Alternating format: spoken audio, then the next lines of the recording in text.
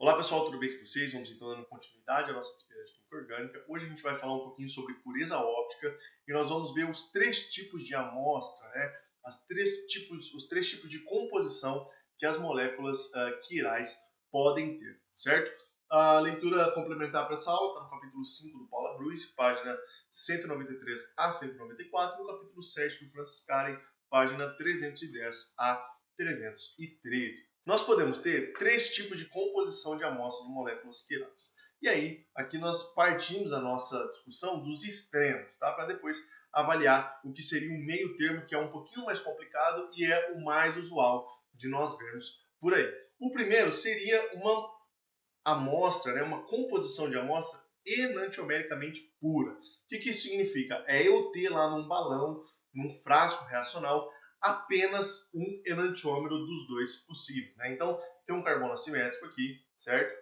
Eu tenho, nesse caso, o enantiômero de configuração S, mas não tenho o enantiômero de configuração R. Eu tenho aqui uma mistura enantiomericamente pura que vai ter uma rotação específica aqui nesse caso de mais 23,1 graus, tá? Então, é uma rotação no sentido horário da luz plano polarizada com um ângulo de 23,1. O outro extremo que nós temos são as misturas racêmicas, tá? Que possuem aqui um sinônimo que é também muito chamada de racemato, correto? O que é uma mistura racêmica? Uma mistura racêmica é uma mistura 1 para 1, 50% para 50% dos dois enantiômeros possíveis. Então vamos lá. Aqui nós tínhamos uma mistura enantiomericamente pura, apenas um enantiômero puro na amostra.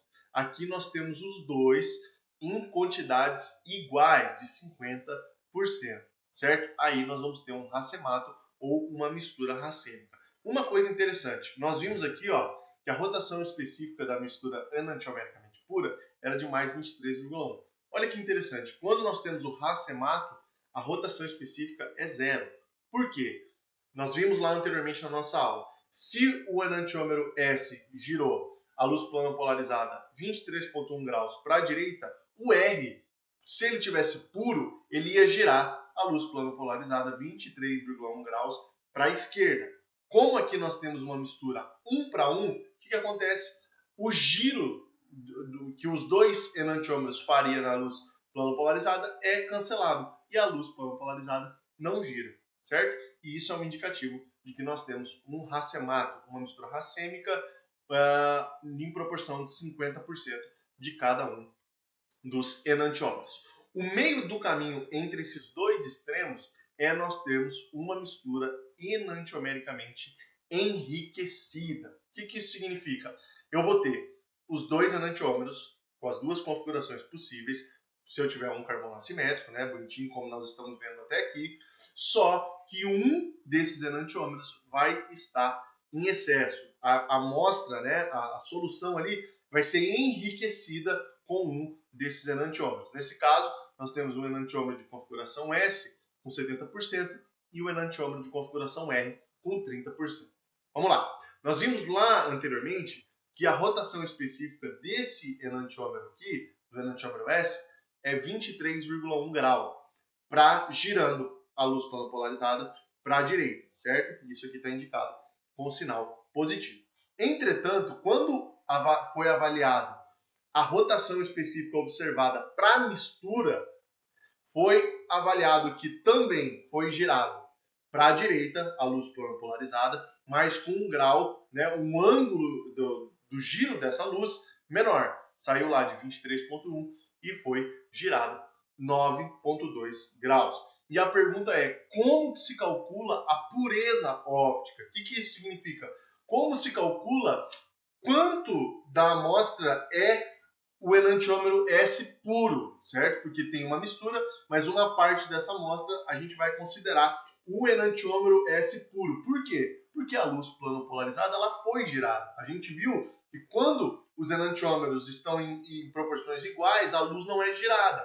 O giro não acontece da luz plano polarizada. Mas nesse caso aconteceu. Por quê? Porque existe uma fração da solução da amostra que está pura, certo? E é isso que a gente vai chamar de pureza óptica, tá? Quando nós tivermos uma amostra de enantiomericamente enriquecida. Como que a gente calcula isso? Da seguinte forma.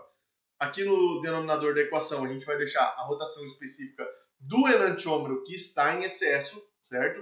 Que no caso é o enantiômero S, está aqui, ó, 23,1.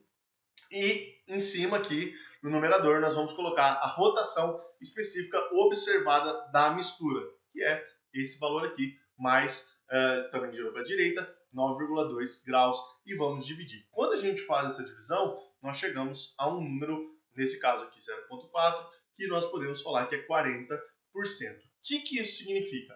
Nós vamos falar que o excesso enantiomérico, ou seja, aquilo que a amostra é enriquecida em um dos enantiômeros, é de 40%, certo? Isso aqui é uma forma teórica, matemática da gente ver isso. Mas existe uma forma mais simples, que eu particularmente gosto muito de observar como que isso acontece, sem utilizar os cálculos, que fica mais fácil, porque a gente vê muito na literatura, não esses valores de rotação da luz plano polarizado, mas a gente vê esse número aqui já expresso, o excesso enantiomérico. E quando a gente olha o excesso enantiomérico, a gente precisa saber quanto de cada um dos enantiômeros possui naquela amostra. Então, eu vou ensinar para vocês uma forma muito mais fácil de observar isso. E é a seguinte, vamos lá, vamos pegar a mesma mistura enantiomericamente enriquecida, certo? E nós vamos considerar o seguinte, na mistura tem 70% do S, certo? E 30% do R. É exatamente o que está aqui. Lembra, quando nós temos um racemato, quando nós temos uma mistura racêmica, é uma mistura de 1 para 1 dos dois enantiômeros, certo? E isso vai anular o desvio da luz plano polarizado. O que acontece numa mistura enantiomericamente enriquecida é que aquele enantiômero que tem menor quantidade, ele vai formar uma mistura racêmica com uma parte dos enantiômeros enriquecidos. Nesse caso, ó, 30% do enantiômero R vai formar uma mistura racêmica com 30% do enantiômero S. E é por esse motivo que a rotação específica que é observada diminui, certo? Ela diminui de 23,1 para 9,4, que nós vimos no slide anterior, correto? Por quê? Porque 30% do R está formando, então nós temos lá ó, R formando uma mistura racêmica do E com S, 30% do R e 30% do S. Vai formar aqui ó, uma mistura racêmica. Correto? Formou uma mistura racêmica. Qual que é o excesso? O que sobra do enantiômero enriquecido? Exatamente 40%, né? 70 menos 30, 40%.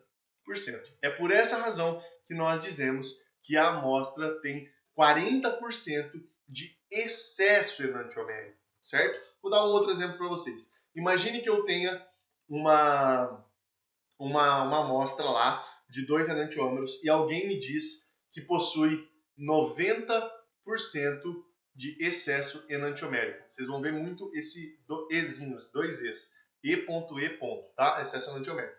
Tem 90% de excesso enantiomérico do enantiômero R.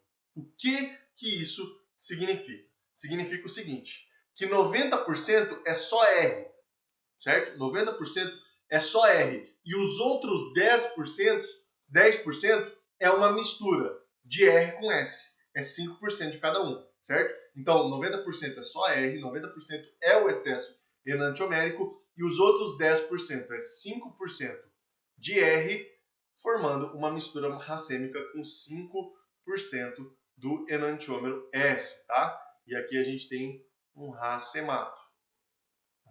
Correto? E aí eu te pergunto, quanto que tem do enantiômero R na amostra? 95%. É 95% do enantiômero R que tem na amostra. Entretanto, o excesso enantiomérico desse enantiômero R é de 90%. Se eu te perguntar no caso acima, quantos por cento do enantiômero S tem na amostra? Você vai me responder 70%. Mas se eu te perguntar qual que é o excesso enantiomérico do enantiômero S, você vai me responder 40%, porque os outros 30% estão formando aqui ó, uma mistura racêmica com os enantiômeros de configuração R que estão em menor quantidade na amostra. Certo, pessoal? Nós vamos rever isso nas listas, nós vamos estudar e discutir bastante. Pode ser um pouquinho complicado observar isso no início, né? Mas depois a gente pega o jeito e tudo vai se desenrolar, certo? Muito obrigado pela atenção de vocês, tenham um excelente dia e nós nos vemos na nossa próxima aula. Um forte abraço a todos.